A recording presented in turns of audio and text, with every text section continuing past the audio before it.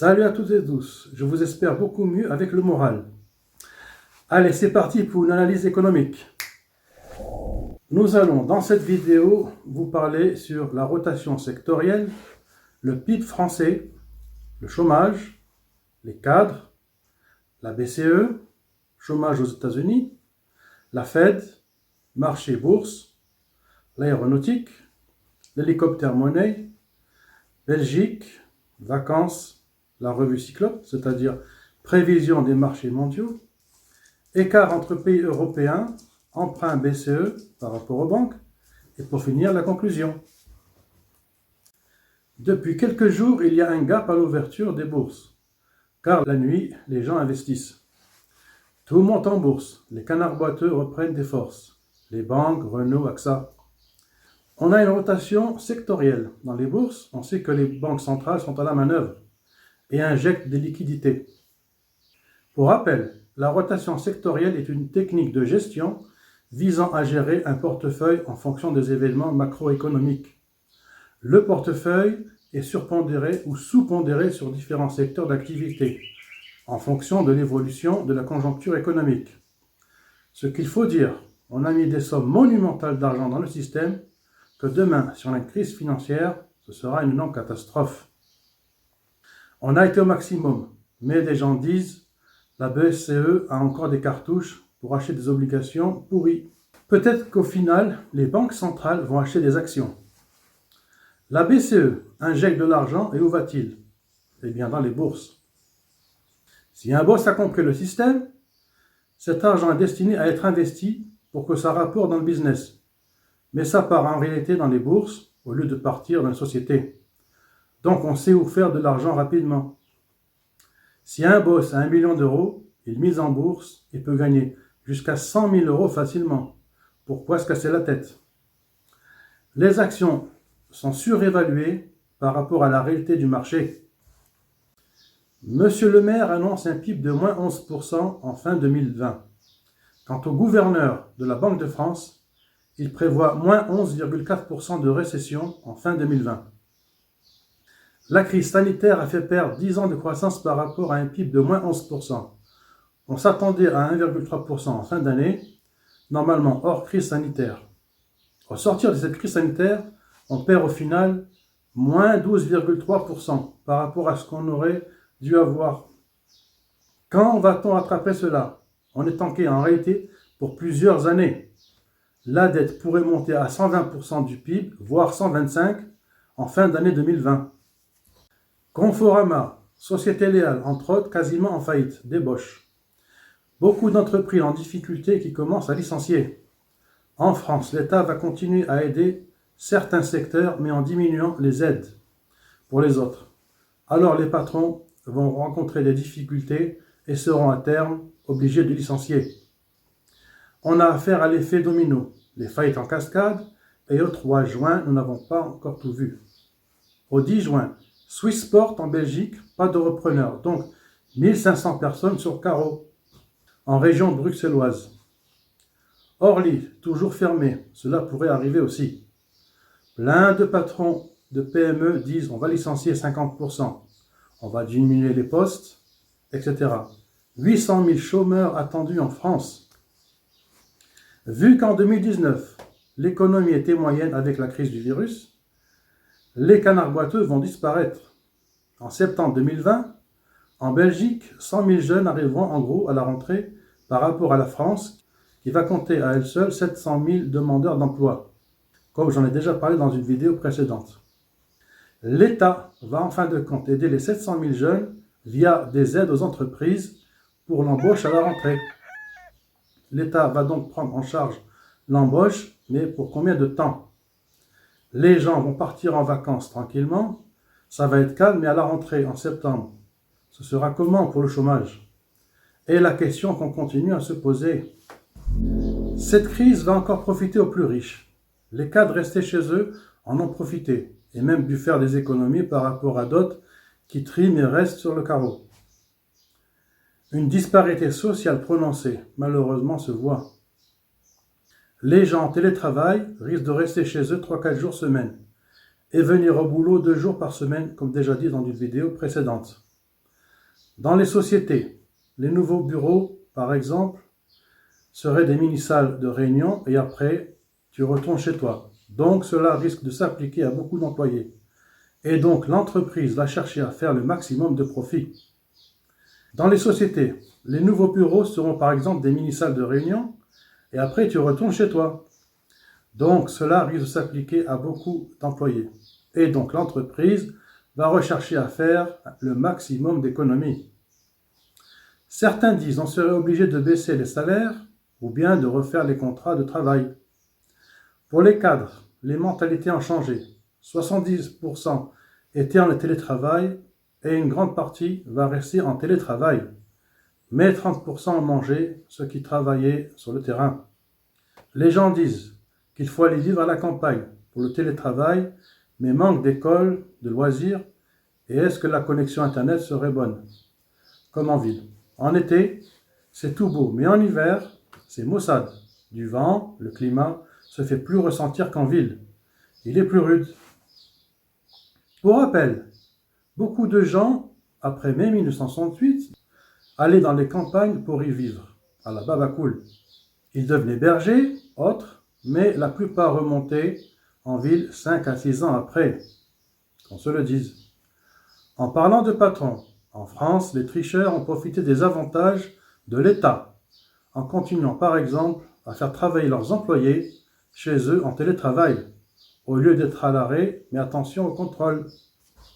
Au 5 juin 2020, le chômage aux États-Unis attendu à 19% par le consensus, mais il est annoncé à 13%.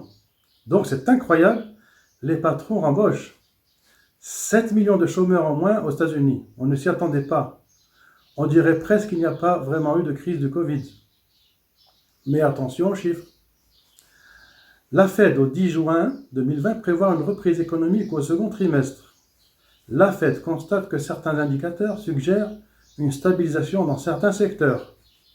Monsieur Powell dit qu'il continue à soutenir l'économie. La Fed a injecté depuis le début de la crise 3 000 milliards de dollars, autant que depuis 2008 à 2019. C'est complètement dingue. Le bilan de la Fed avant la crise était de 3 500 milliards de dollars. Et maintenant, il est à 7 200 milliards. Soit, il a plus que doublé. Le Nasdaq est au plus haut. Pourquoi? Car on est dans un autre monde. On est dans le digital, on est dans la biotechnologie. Les banques centrales fédérales se retrouvent avec des encours énormes de l'ordre de 10 000 milliards d'USD. Et ce, dans le monde. C'est incroyable. La BCE renforce spectaculairement son plan d'urgence. Le programme de rachat d'actifs est pratiquement doublé pour dépasser les 10% du PIB de la zone euro pour continuer à soutenir l'économie. Christine Lagarde a annoncé un recul de 8,7% du PIB au second semestre 2020. On risque fortement de voir, encore plus qu'avant, une disparité entre les pays du Nord riches par rapport aux pays du Sud pauvres. Car ce sont les pays du Nord développés qui vont profiter un maximum de tout le cash qui est mis sur les marchés par les États, les banques centrales, la BCE, la Fed, entre autres. Une récession mondiale attendue en 2020 de l'ordre de moins 5,4%. Le marché a augmenté car Mme Merkel, au 3 juin 2020, annonce un plan de relance de l'État fédéral allemand, qui avait injecté 130 milliards d'euros. Ce plan prévoit la baisse temporaire de la TVA, des transferts de dettes des communes vers l'État fédéral, ainsi qu'une allocation de 300 euros par enfant pour les familles. Que vont faire les jeunes Allemands de ces 300 euros? Les dépenser ou les mettre sur un compte sur livret? Les assureurs vont devoir augmenter les primes car il faudra financer davantage le système de santé. D'ailleurs, la Covid est déclarée en maladie professionnelle. On se rend compte que la plupart des contaminés au Covid sont des gens de plus de 60 ans. 3/4 des morts du Covid avaient plus de 65 ans. Dans une crèche à Marche-en-Famenne, en Belgique, un enfant de 2 ans contaminé à la Covid. Cette crèche, qui est une annexe de l'hôpital, est fermée et le personnel mis en quarantaine de 14 jours sur surveillance. On craint une seconde phase, ce qui fait craindre les marchés. Madame Merkel et Monsieur Macron disent qu'il faut y aller mollo. Attention, restons vigilants. Airbus n'a pas de commande, donc l'État va les aider pour maintenir les gens au travail. Un avion à hydrogène sur les planches d'Airbus mis en circulation en 2035 et Dassault Aviation qui vont profiter de la subvention de 8 milliards d'euros. Mais le patron de Dassault Aviation s'attend à une reprise d'ici 2022. Donc les ingénieurs auront des moyens pour continuer à travailler sur les projets. D'ailleurs, une loi va être votée au Parlement français pour protéger les entreprises dans l'aéronautique pour ne pas être rachetées par des étrangers. Tous les économistes sont d'accord pour mettre en place la fameuse hélicoptère money. Si on met tout le monde au chômage, ça coûterait beaucoup plus cher que la monnaie hélicoptère. Personne ne sait comment cela va évoluer. En fin d'année 2020, les ménages français économiseraient environ 100 milliards et en Belgique 20 milliards d'euros. En Belgique, la TVA a baissé de 21 à 6% pour les restaurateurs, mais cela ne concerne pas les prix des repas. Tout n'est pas ouvert en Belgique. Les cafés et bistrots, ils peuvent recevoir des clients en terrasse, mais pas à l'intérieur. Les restaurants sont ouverts aux heures normales et fermés à 1h du matin. Au Carré, à Liège, les restaurants restaient ouverts toute la nuit et maintenant ils ferment à 1h du matin. Qui va venir? Les jeunes qui avaient l'habitude d'arriver à cette heure-là pour aller en boîte ne pourront sortir en fin de compte. Les fitness, les salles de sport restent fermées.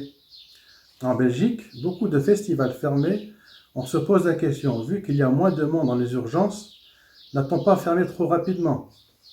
On devrait être plus cool et lâcher du lest pour bien déconfiner, mais des spécialistes disent attention, ça pourrait repartir, il faut rester vigilant.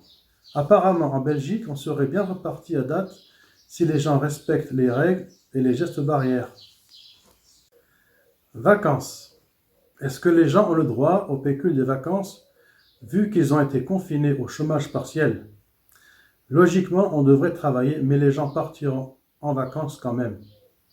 Un milliardaire belge, Mark Cook, a décidé de créer un camp de luxe avec des tentes de luxe sur le terrain de son golf, pour remplacer entre autres le festival Tomorrowland, fermé pour cause de la crise sanitaire, évidemment en respectant les distanciations.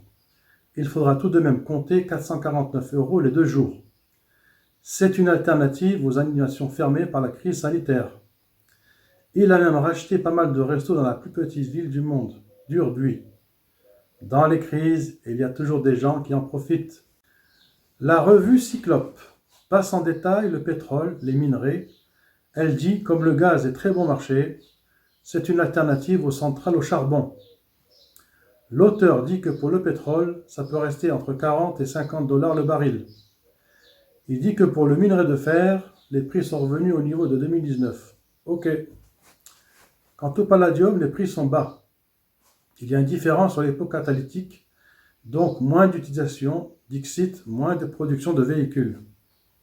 L'or a repris et reste un refuge. Dans le rapport Cyclope, le problème de l'or vient que l'Inde, qui est dans le Covid jusqu'au cou, et là il y a peu de mariages, donc peu d'achats d'or, il faut en tenir compte. Toujours avoir 5% d'or en solide dans son portefeuille, mais pas des trackers, ou bien des trackers indexés sur des indices qui répercutent exactement le cours de l'or. Un écart risque de se creuser entre les pays Allemagne par rapport à la Suisse. En France, certaines sociétés reprennent leurs activités de 20 à 30%, alors qu'en Suisse, c'est bien davantage. Allemagne versus France. L'Allemagne a beaucoup d'exports et en dépend beaucoup, alors qu'en France, l'industrie a tellement baissé depuis ces dernières années, dû à la désindustrialisation, qu'il y a un déficit de production industrielle. Donc la France doit fournir davantage d'efforts, relocaliser au boulot. Des mesures radicales sont à prendre pour relancer l'économie. Quant à l'Allemagne, elle doit écouler sa production. On dit relocaliser, mais comment? Par exemple, on n'a pas de terres rares, on n'a plus le savoir-faire. En réalité, tous les secteurs industriels ne pourront être localisés. Les banques sont désormais prudentes. les banques centrales décident et les États suivent. La Banque centrale européenne est la succursale des États, ou en quelque sorte, une filiale des banques centrales de chaque État de l'Europe. La Banque centrale imprime des billets illimités. Les États souverains s'endettent à 0,10% ou moins 0,03% sur 10 ans. En France, pour exemple, ce que la BCE encaisse, elle le redistribue aux États. C'est comme un vase communicant. La dette, on pourrait l'annuler, 120% du PIB en France. Les dettes sont perpétuelles et en fin de compte, les États payent les intérêts qui sont en fait restitués par la BCE, qu'on le dise. C'est en quelque sorte un jeu à somme nulle. Mais attention, le gros problème, c'est que les taux sont très bas en ce moment. Mais attention, si les taux augmentent, ce sera vraiment la catastrophe. On aura tout intérêt à maintenir longtemps des taux bas. Bolloré dit qu'une dette doit être remboursée. En conclusion, certains disent l'économie ça repart, mais d'autres plus malins pensent que quand tu tires trop sur l'élastique, eh bien à un moment donné, il casse. Donc les bourses, les économies pourraient rechuter. Certains visent le CAC 40 à 6000 points, comme si de rien n'était. Alors qu'en réalité, l'économie repart doucement, sans compter les faillites à prévoir. Et d'ailleurs, ça commence. Les entreprises en France redémarrent doucement, à 60%, puis 80, 85%, mais à quand à 100%, le plein emploi? Nous allons partir en vacances tranquillement, en juillet-août, mais comment sera la rentrée? Incertaine et redoutée? Alors soyons optimistes. Je finis la vidéo sur ces mots. Je vous remercie de m'avoir suivi jusqu'au bout. N'oubliez pas un petit like et pour les nouveaux de vous abonner et de la partager avec vos amis. Je vous donne rendez-vous dans une prochaine vidéo. Ciao!